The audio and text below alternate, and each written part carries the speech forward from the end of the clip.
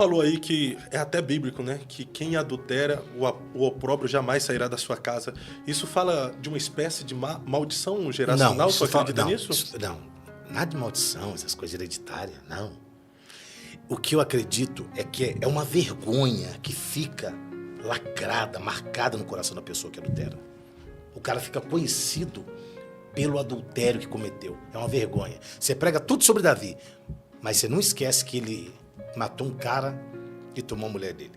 Existiam uns irmãos tentando passar um pano para Davi. Ele falou, mas pela lei Davi podia se deitar com Batseba. Porque quando alguém ia pra guerra, a mulher do cara era... Não, o cara só tinha uma ovelha, né? Davi tinha quantas ovelhas queria. Né? Então Davi, porque tem gente que tem zóio de tandera, né? Ele tem e quer o que você tem também. Zóio de tandera. Faz tempo que eu não uso essa expressão, cara. É verdade, verdade. Mas tu não acredita em maldição geracional, então? Não existe. Mas vamos pegar... Eu vou provar que existe agora, pegando a história de Davi. Opa, maldição hereditária? Não, maldição geracional. O que seria uma maldição geracional? Davi adulterou. Ah. Me fala como é que foi a vida de Salomão? Não estava relacionada ao pecado do pai? A vida de Salomão foi boa. Foi boa, mas ele caiu praticamente no mesmo pecado do pai e acabou morrendo como idólatra. Ele adulterou? Salomão?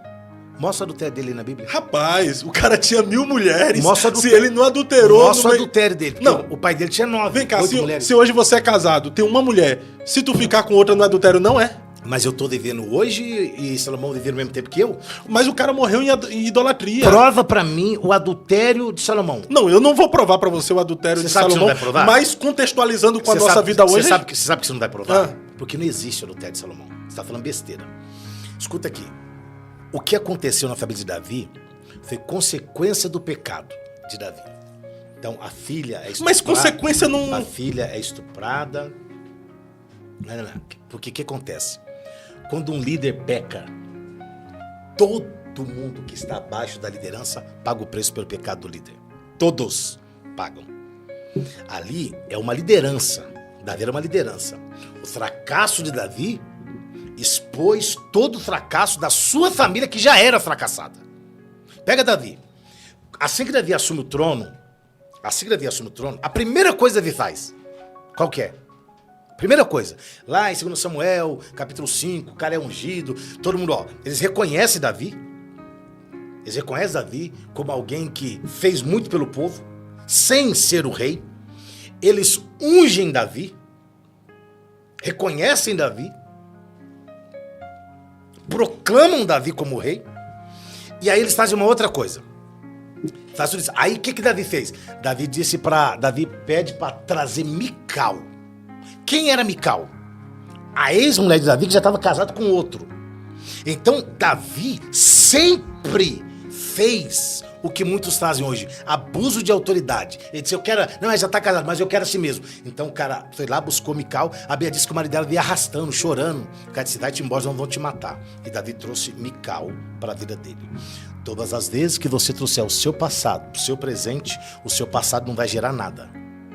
Então, Mical fica na casa de Davi, gera um transtorno, um problema, um conflito, porque Davi vai buscar a arca, aquela história que a gente já sabe, traz a arca, e a Bíblia diz assim, que eles discutiram, a Bíblia é pontual e pragmática, diz assim, e Mical morreu e não teve filhos, porque a partir daquela briga, Davi não teve relação sexual com Mical.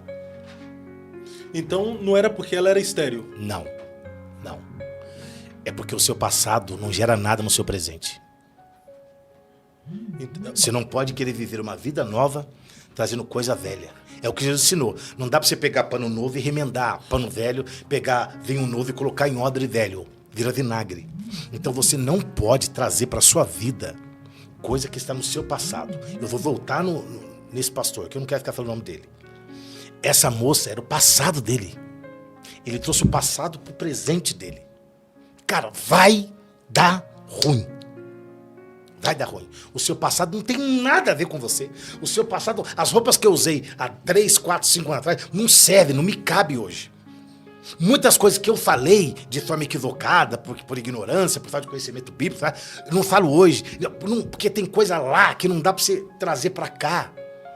A igreja tomou um rumo, porque tem coisa que faziam lá, que não dá pra fazer aqui.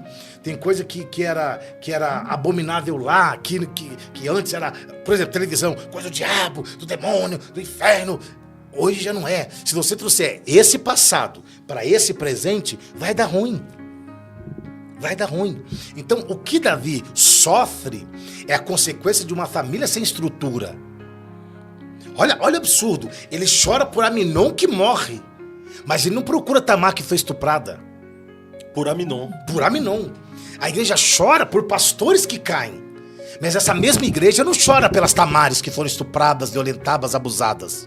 E que sofreram adultério e caíram com outros pastores. Elas são Jezabéis, prostitutas, não sei o quê. E é isso aí que a gente já falou em outros podcasts. Mas esse é o caminho da coisa. Então assim, Davi protege Aminon, chora por Aminon, mas ele não chora por Tamar, a estuprada. Ninguém nem sabe que fim que deu Tamar. Tá entendendo? Então assim, não há um pecado geracional na família de Davi, na minha opinião. O que há é um tumor que foi exposto e que já existia, só que nunca tinha sido mostrado.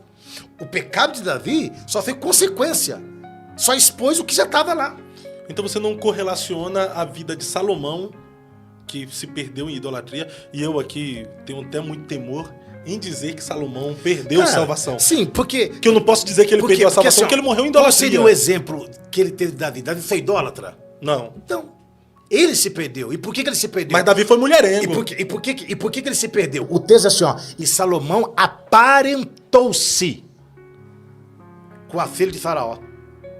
Meu amigo, a Bíblia diz em Deuteronômio 32, não ararás a terra com boi e com jumento. Não dá.